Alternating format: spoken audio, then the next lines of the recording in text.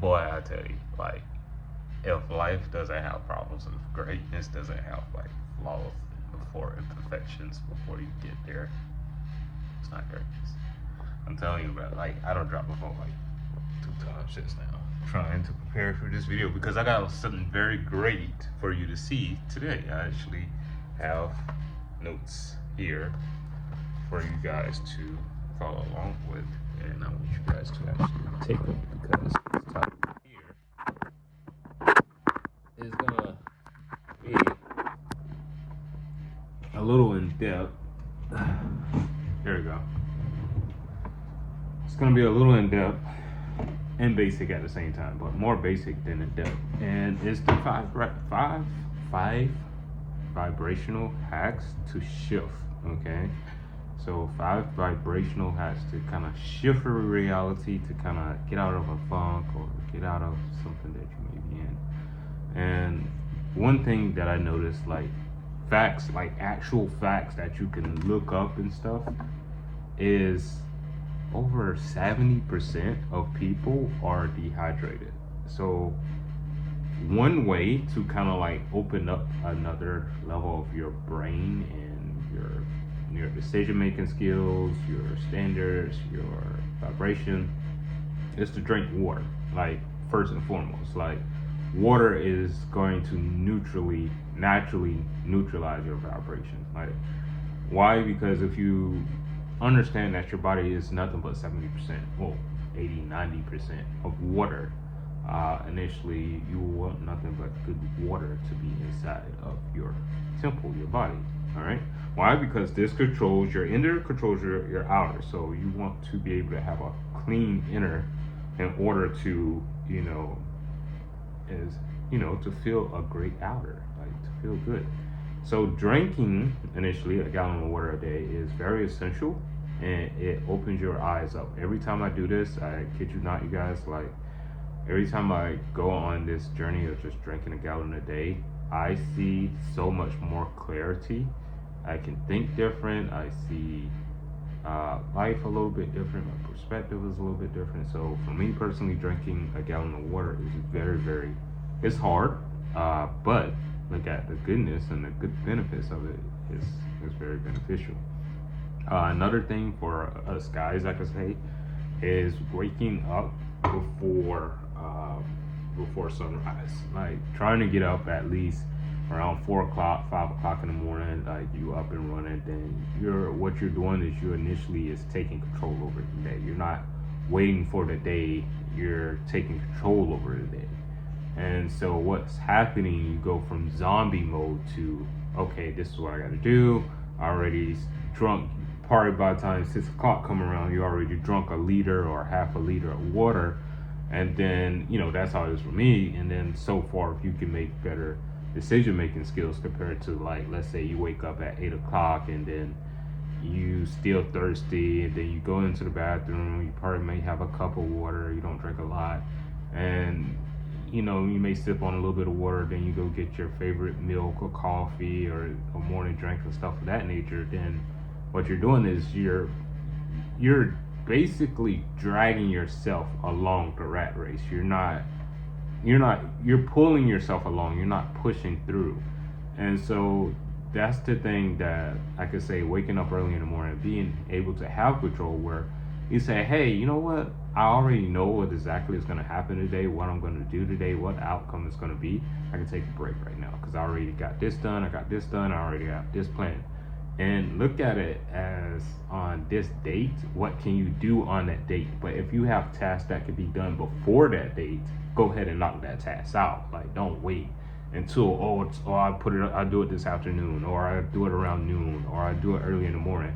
No, go ahead and knock that task out. It's not like your date and your task list shouldn't be equal. It should be like, all right, if you have enough energy to complete that task, go ahead and complete that task by a certain time. And that's more efficient and more productive than saying, hey, I got this long list of plans of things to do. And that kind of goes into the third thing I want to talk to you about. So not only drinking water, number one, to shift your vibration, because that's going to give you clarity to see a whole lot more. So your eyes will be open because you're intaking a lot of water. And so with that water, you understand that is the God molecule. Water. It's really that simple. Water is the life essence of everything. All right. And so waking up while drinking a lot of water early in the morning will give you an enormous amount of early morning energy, a huge burst of energy. And writing a to-do list after meditating or praying, I'm adding this, will give you clarity on what to accomplish for that day. Okay. And then so what I'm saying is the third thing what you want to do is you want to write out a to-do list. You want to know exactly, have a reference point and say, hey, I can do this, I can do this, I can do this. Because if you try to keep everything up here, you're not going to remember everything. Like that's why we have alarm clocks. That's why we, use timers, because we're not going to remember. You're making 30,000 decisions a day. You're not going to be conscious to remember everything that's going on. You have distractions. You have a lot of stuff going on. So initially, writing out a to-do list and being able to accomplish as much as possible before noon. If you wake up at 6, it doesn't take you very long to wake up, shouldn't, and get ready and meditate and work out. And then by noon, you can make executive decisions very easy, and you can knock out a lot of things on your to-do list very, very easy, especially around noon. So that's why I would say have a to-do list. So first thing, drink a lot of water. Repeat again. Second thing, wake up before sunrise. Always get up before the sun. Like go to sleep during or as soon as the sun sets or is down and the moon is up. Like you go to bed as soon as possible. You want to go to bed, you want to start winding down when the sun is winding down. When the sun is at sunset, you need to be at rest. All right. When the sun is down, you need to be asleep. Okay. So always wake up early and go to bed early. Next thing, write a to-do list. The faster you get the to-do list out, the more stuff you can accomplish on your day-to-day basis. Accomplishments, achievements, complete a lot of stuff. And fourthly, this is the fourth thing. I want you guys to listen at this. Is very important. Is work out. Like working out will put you. It literally, physicality moves you into a whole different vibration. It moves you into a whole different energy. Why? Because a lot of people don't work out. But don't worry about what a lot of people do or don't do. It's just when you work out initially, like you have so much more energy, you have so much more strength, and then it gives you so much more confidence because you see one day you couldn't do something and then the next day you can do that same thing you couldn't do. So it gives you progressive, positive energy. And that's what working out does. It's one of the highest forms of self-care, if not the highest form of self-care while on earth. It's making sure your body and your physique is right. Why? Because that will control your energy, that will control your decision-making skills, that will control your mood. Like, if you're in a bad mood, you go work out, you're probably gonna be in a good mood afterwards. So work out, get that physical, go outside and breathe. And a lot of negative energy comes from an enclosing feeling, like an enclosing, right? That's enclosure feeling. And when you're in the house so much, that creates an enclosure feeling. When you're outside, that opens up your vibration and it allows your spirit to vibrate higher, connect, and reach out a little bit more. That's why I don't like, me personally, I don't like, like small rooms, because it's just like, my energy can't expand, and then so do you, because we all experience reality very similar. And last but not least, all right, to change that vibrational hat. So if you're drinking a lot of water, you're waking up early in the morning, you completing goals and life achievements like you want to do, like let's say you want to get your passport or something like that, and so you write that on your to-do list to go to the post office and get your passport. Now, you complete that, you can make better decisions, and you can work out, and you can get your body in physique, you get your body under control, and from there you can budget. Last but not least is budgeting. And it's not the craziest thing in the world, but believe it or not, if you just kick back like $30 every week or 2 weeks or something like that to an unknown bank account, and don't let it be a checking account, just let it be a savings account or something like that, you'll be surprised on what you have. And just do like an auto transfer. And auto transfers, like, you have to realize, like, this is 2024 right now, so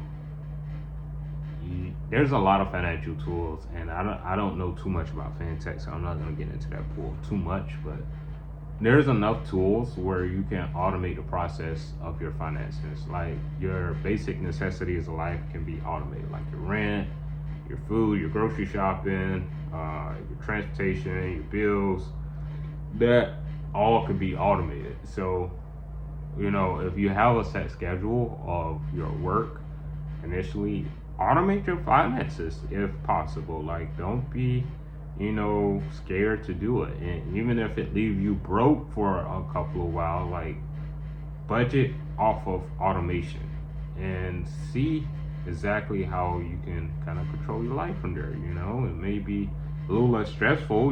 Of course you're gonna be broke for a while, but we all been broke. That's the harsh reality. Or might not have a lot of money at a certain moment or so, but it's the understanding of how to save and budget your money, where you always have a little something in your pocket at all times.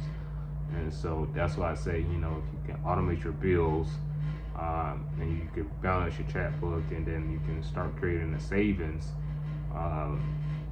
then what can happen is you can start seeing your money compound over time, and then now you start to live in a set routine, and your money is still compounding over time. And so live in a high vibrational life.